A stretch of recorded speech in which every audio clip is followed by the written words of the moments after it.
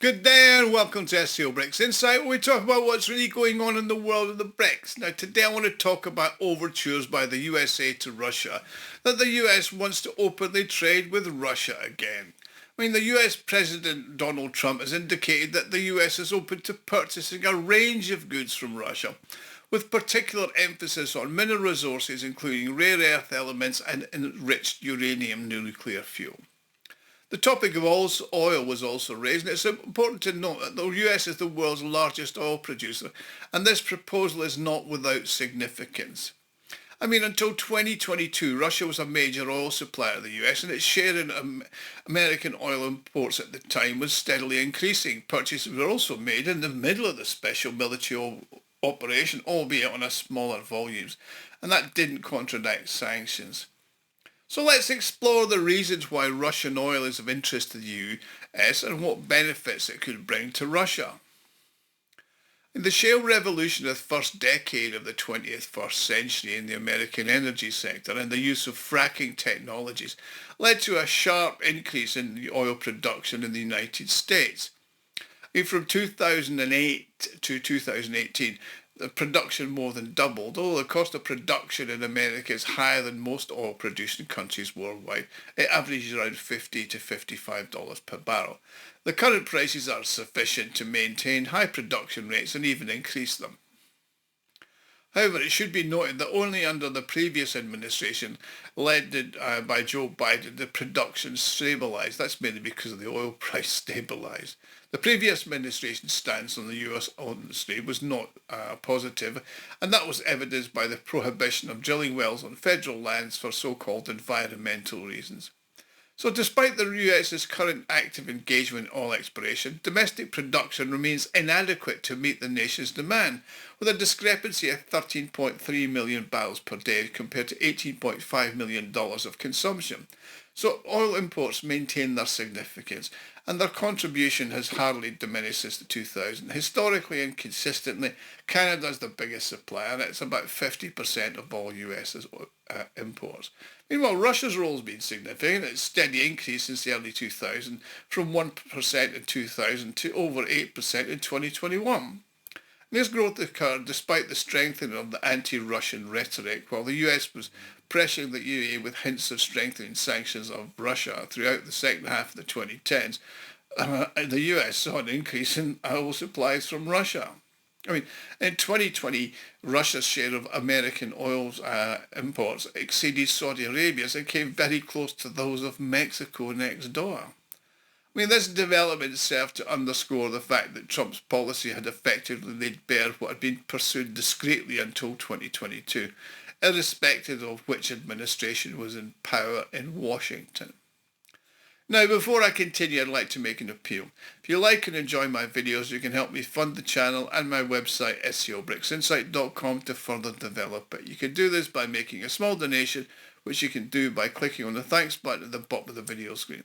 Everybody who donates does get a personal thank you from me, and I'm thanking you all now for watching. Please like, subscribe, and please keep the comments coming. Do love to see them. Now, one of the problems the US faces is the Jones Act, which was enacted at the beginning of the 20th century, and that imposed limitations on the tonnage of coastal vessels operating in the US. So the supply of oil from the Gulf of Mexico, now renamed the Gulf of America, to American consumers along the east and west coast was significantly constrained. While the Gulf ports are connected to the largest oil producing of the regions of the US by pipelines, deliveries to other states happen on smaller vessels, and that's not commercially viable. Consequently, a substantial portion of American oil, up to 3 million barrels a day, is exported, and that allows foreign oil to enter the domestic market. And this is primarily due for the different grades of oil. The United States produces light grades and imports heavier ones. Now, this is partly connected with the logistical factors. For a number of northern states, importing oil from Canada is logistically more convenient than receiving oil from the oil producers of the US, most of which are located in the South, Texas, Louisiana, etc. And until 2022, Russia was one of the top 3 suppliers to the US, as some Russian grades meet exactly the needs of the oil refineries. The majority of American refineries were constructed and upgraded prior to the late 2000s, and they were not designed to process the light crude produced in American shale fields. I mean, Russian Urals crude or similar grades like ESPO are relatively sulphurous and heavy, so were perfect for the refineries, and as a result supplies were extremely profitable, regardless of Washington's political course. In the 2010s, tough sanctions were imposed on Venezuela, which was a traditional supplier of such oil, and in combination with those imposed on Iran, Russian oil became the default option for the United States. Now, following the introduction of comprehensive sanctions in 2022, the United States relinquished its import totally of Venezuelan oil, which had previously been used at US refineries, and even those sanctions, the purchase of Russian oil resumed in the 2023, but in smaller volumes, several tens of thousands of barrels a day. So the political landscape is evolving once more. The appointment of Marco Rubio as the US Secretary of State, and he's a staunch advocate of sanctions on Venezuela, and Rubio, who previously served as a key advisor on Latin American policy under George W. Bush, has expressed his opinion that the Trump administration will prioritize oil sanctions and review oil licenses that allow US and foreign companies to engage with the Venezuelan President Nicolas Maduro.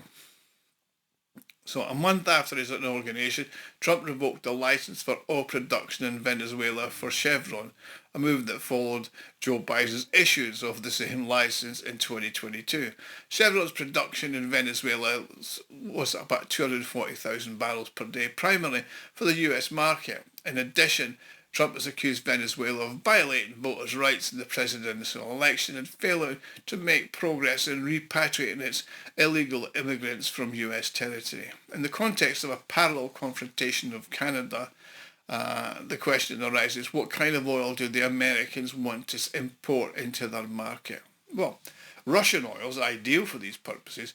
The only issue is they're going to soften the sanctions regime. I mean, for Russia, this situation is actually quite advantageous. If supplies to America are initiated at full volume, then they'll not be subjected to this price ceiling, and logistics will be slightly more efficient than supplies from to India and China from the Baltic seaports.